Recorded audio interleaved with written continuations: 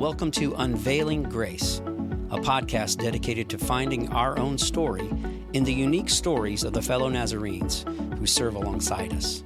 I'm Matt Hastings, and I'm a pastor who's been in the Church of the Nazarene all my life.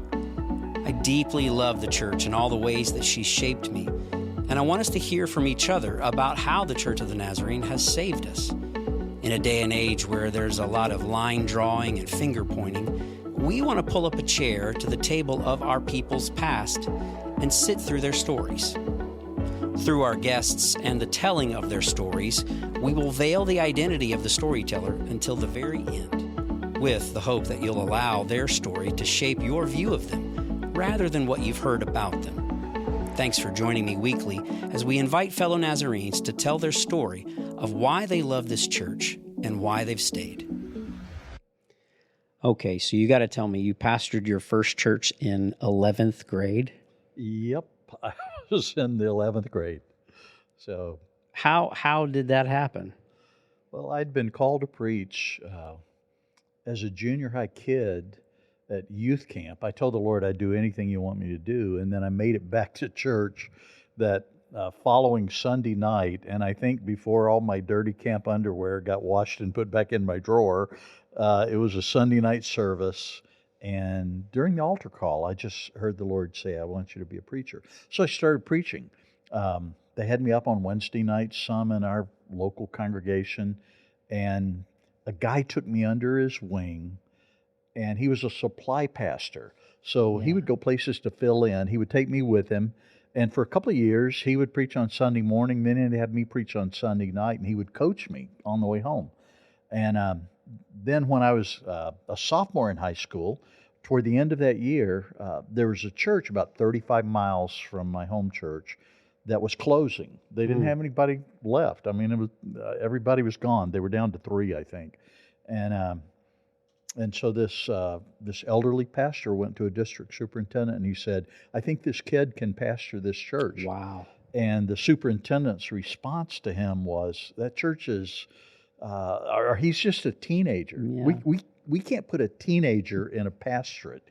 And my friend's response to him was, that church is dead. He can't hurt it. Well, and what a gift to have. That's how I got started. Someone, a supply pastor, to really start to give you reps and to say, here was, here's what you did great. Hey, next time, what an incredible gift that is. Yeah, and think about that. I mean, people who love to preach like we both do, for someone to lay down that opportunity they have to haul a high school kid around and put them up on a Sunday night and then all the way home, just really focus on what happened there. It was a gift that I think it took me a few decades to realize how priceless that particular gift of investment was in my life. Advocating for you, and probably couldn't have recognized the impact. But so, how did your story with the Church of the Nazarene begin? It actually began the generation before me. The Methodist Church in a very small community was comprised pretty much of 3 families. Now it was a pretty big church. There may have been 50 to 100 in it, but the families were huge back then. My father's family with 11 kids, and then other families with 13 and 14 kids. And it's one way to keep a church pretty strong, have lots of kids. Big families back then. There came a moment when the doctrine of entire sanctification became under question within that Methodist church. And so my family and another family, my dad was just a young man at that point, they left to start the Nazarene church there. And that was how our Nazarene chapter began. So it was something of a reaction to what they would consider less than robust support for an understanding of the sanctified life, like they had known it. Sure, and then the articulation of entire sanctification seemed to sing to them and say, maybe we this Nazarene doctrine seemed to be more in step. Yeah, and you know, the truth is, I think the Southern Church has always bent toward conservatism. Mm-hmm. So there's always within the South, there tends to be an inborn suspicion of higher education Sure. or even denominationalism. Right. That we're a little bit more of an independent stripe. I suppose we inherited that from the Civil War right on down. This whole sense that nobody's going to tell us what to do or what to believe. So I think some of that was in that. But by the time, my dad was married and we had moved into a little larger town where he worked at that point. And by that time, the church was much stronger. And I'm telling you, I was loved. My memories of growing up in that Nazarene church were Sunday school teachers who loved me and cared for me. A church that sponsored choirs and quizzing and camps and trips and socials and all of that. A social life in which every Sunday night the people of the church were over at our house. Yeah. And I was playing football out in the backyard with a whole bunch of other friends I went to church with. And I never quite realized it until later in life, but it was a church that really took good care of people on the wrong side of the tracks in our town. There were three of us kids in our family, so 5 in a car is pretty heavy. But we usually showed up at church with 7 or 8 in the car every Sunday morning. Wow. Because, Mom and Dad were always picking up other kids from trailer parks and poorer parts of the town that didn't go to Sunday school. And so, these people became kind of like brothers and sisters to me. Yeah. We rode to church together, went to Sunday school together, went to children and youth events together. So my earliest memories of this church, nothing but a love and a devotion to raising a generation of kids in the knowledge that they are loved by God and graced by God. Well, clearly, your parents would have been great Nazarenes right from jump, because it's who we are to care for those in the margins. And probably a thread in you that you didn't realize. You said it probably took a little while to realize, oh, that's pretty unique. One of the uniquenesses, I was growing up during the civil rights era. Martin Luther King marched in our hometown, and I got on my bicycle and rode downtown to watch the march. The KKK was exceptionally strong. We even had some KKK members in our own local church. And my dad was under pressure as a salesman to join the KKK. And I remember how carefully he said to these people, "No, that's not what Christians do." Wow. And I watched and it cost him business. Sure. And I watched my dad being willing to take a very difficult social stance in a very white dominant South in that particular moment. And I remembered being very proud of him for the courage that he demonstrated in that moment. And I think that legacy has passed on to me, this mixture of love for all people plus the courage, even if it costs you,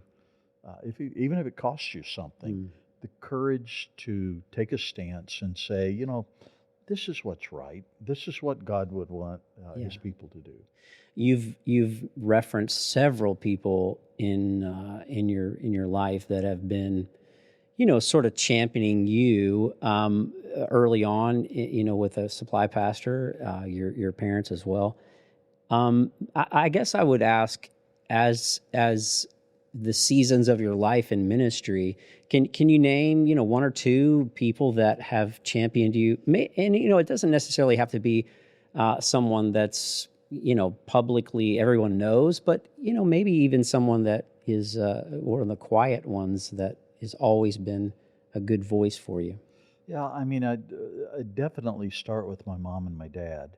Um, my mother, who passed away about a decade or so ago, I still have a sense that she's in that great cloud of witnesses cheering me on. Um, but she never left me without a sense of value as a human being. Yeah. She would constantly say that. My longest cheerleader is my wife. I mean, I married a person who's just really been a soul friend, has been willing to tell me the truth about myself, who threw through parties when she felt like maybe I deserved a party for something. Right. Um, who has been a confidant along the way. But if it comes down to cheerleaders at the end of my life, this woman that I married, that I've been married for well over 50 years now, she's been that soulmate for me. On a theological side, I think I would say William Greathouse has probably been that person in my life. He introduced me. Uh, I almost want to say he saved me from a narrow, rigid fundamentalism of the South and introduced me into a broader stream of Orthodox Christianity that really goes all the way back to the early Catholic fathers and the early church. He rooted me in what I would call the deep, rich, broad stream of Christian theology and taught me how the Nazarenes and our understanding of holiness fits right in the middle of that. We're not a little tributary off to the side somewhere. So he gave me confidence that we stood in deep water over a long time, and that we have a gospel that addresses the need of the world in any given time, because it's a gospel that's been rooted in the ages and rooted in Orthodox faith. It's interesting too, because both of those people are friends of yours. That it becomes a different kind of encouragement when someone knows you. When you mentioned your wife telling you the truth about yourself, she also throws the party when you don't. I don't really, I don't need this. I don't. Well, maybe you do, and it's knowing that, and then mentioning Dr. Greathouse as a theological giant, as well as someone who you could ask questions and talk as an adult, in varying seasons of your ministry. What about this? How do we handle this? What do we do? So, because of the nature of public ministry for ministers of the gospel, particularly with social media and all the different ways that we can present the gospel, how do you maintain a balance with, I think, speaking prophetically in those moments that you've mentioned? No, this the KKK is not rooted right. It's there. It's in you. How do you maintain a balance of addressing some of those even social issues in a divisive climate? We have a personal opinion, but we have to be careful that we're not mixing our opinion with grandstanding. What has been helpful for you? How do you maintain that balance? Well, the first thing I would say is it's not easy, because when you attach your name to something, it really doesn't matter what it is you're saying. You can't build a wall suddenly between you and your job, between you and the church that you're a part of, you and the institution that you might serve. You can't build a wall. One goes with the other. So there are times that I would like to say a lot more than what I've been able to say, but I recognize that the people that I serve should not have to bear the weight of explaining that or wrestling with that. At the same time, as leaders of Christian movements, I think we bear a responsibility to have a prophetic voice in the world so that there is a clarion call that's going on out there. Mm. The you know the whole idea of prophet, priest, and king, those three always mess me up Mm. because there's a sense in which all three of those roles in the Old Testament were actually checks and balance system against one another. Right. And yet, Jesus becomes the fulfillment of prophet, priest, and king. So there are elements of all of that. King, we are given dominion and told to, take dominion, which is basically to seek to bring God's will to bear in the world. As priests, we are those who are meant to shepherd communities, to care for that which is broken and sick and poor and wounded, and heal it up and create the healing, or practice the healing sacraments among those and knit a community together. And then as prophet, you're out there with a thus saith the Lord, Mm. that these things are destroying people that Christ died for, and these things are not for the common good. And so you're calling out the powers and speaking truth to powers. It's almost impossible to do all three of those at the same time because they check one another Sure. in some different ways. And I think I love that prophet, priest, king, because for us as ministers of the gospel, when we do, we're John's finger. We're pointing to Jesus. Yeah. I'm not saying, vote, for the purple party. Yeah. I'm saying, hey, this seems antithetical to the gospel, and let's consult Scripture. Let's reason together. And you're right. I think you're absolutely right. It's probably impossible, and we will always have those who are, holding their stones a bit tighter. Yeah. In certain situations. Yeah, often people say to me, "I don't agree with you," and I'll say, welcome to the club. Sometimes I don't agree with me either. So there's a sense in which you hold humbly what you're saying, but you say it from a heart of love for the sake of the church and for the good of the gospel of Christ in the world. And when you do that, you don't have to run around defending yourself all the time. Sure. And you accept criticism when there's truth within it. I thinking about holy love, and particularly our family. You reference this church that became a family to you, even throwing the football in the backyard. It is a family. What is it about our particular family, the Church of the Nazarene? What is it about us that matters to the world? Yeah, I've often said to people, I've looked carefully at Reformed theology. It's in a box that I think has to twist itself into a pretzel to try to talk about evil in the world, the presence of evil in the world, and even about who is chosen and who isn't chosen, and who belongs and who doesn't belong. I think ours is based in a covenanting God who wants to establish relationship with every single one of God's creatures.